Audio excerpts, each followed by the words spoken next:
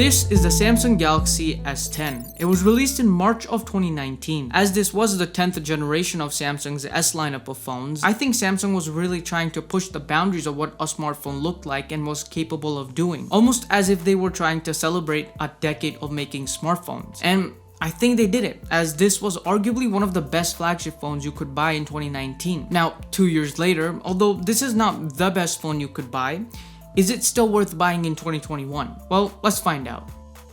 Okay, so about 8 months ago, when I reviewed the Galaxy S20, one of the things I really liked about that phone was the display.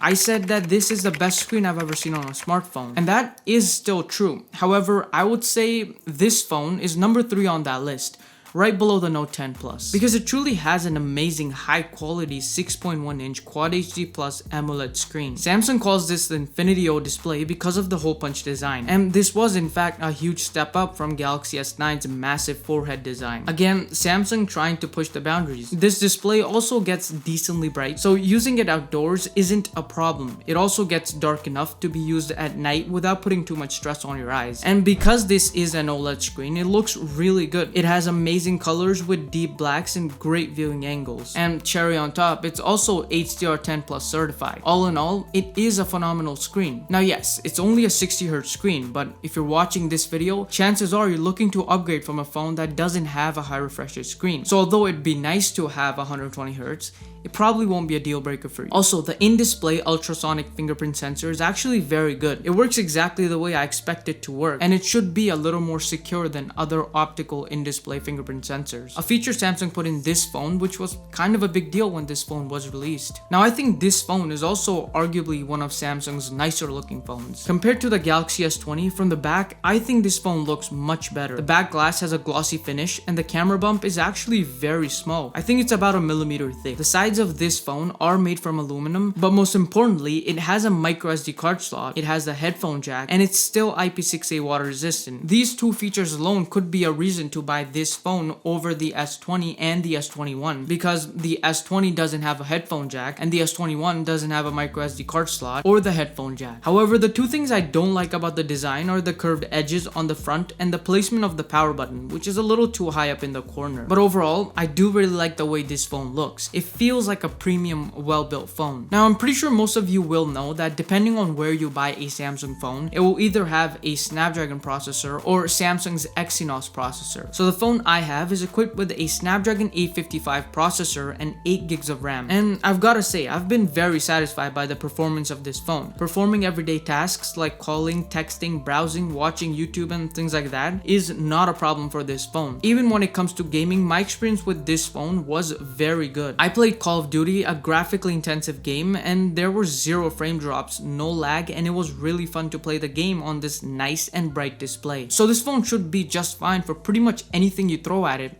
in terms of performance. This phone is also getting Android 12, which will be its 3rd major software update, although the last one. But that still shows that Samsung was trying to push those boundaries, because when this phone was released, most Android phones were only expected to get 2 major software updates. Anyways, I think the battery life is also one of the reasons why my experience using this phone was so good. I've tested this phone for more than a week, and not once I felt like the battery life was bad. This phone has a 3400 mAh battery, which is a decent upgrade over the S9, which had a 3000 mAh battery. So I was easily able to get 5 to sometimes even 6 hours of screen on time, which I think is very good for a phone that is 2 years old now. So when it comes to battery life, I think this phone is great, and it should get you through your day on a single charge. Even if you're gonna play games on this phone, the battery life I think is pretty good. But in case you do run out of battery, just know that it can charge fairly quickly. Now, you can also wirelessly charge this phone, but it also has reverse wireless charging, which again proves my point that Samsung was really trying to push the boundaries of what a smartphone is and could do, because as far as I know, this was the first phone that could do that. Okay, finally, let's talk about the cameras. So this phone has 4 cameras, 3 on the back and 1 on the front. On the back, there's a 12 megapixel wide angle camera, a 12 megapixel 2x telephoto camera, and a 16 megapixel ultra wide angle camera. Now, I'm pretty sure that this was also the first Samsung phone to have an ultra wide angle camera, which was also kind of a big deal, at least for Samsung users. But are the cameras good? Well, in my opinion, yes they are. I think this phone takes great photos and videos. Images taken from this phone have the typical Samsung look to them. So, you know, quite saturated, sometimes times slightly overexposed, but most times a bit over sharpened. But generally they do look good. But I think it really comes down to personal preference.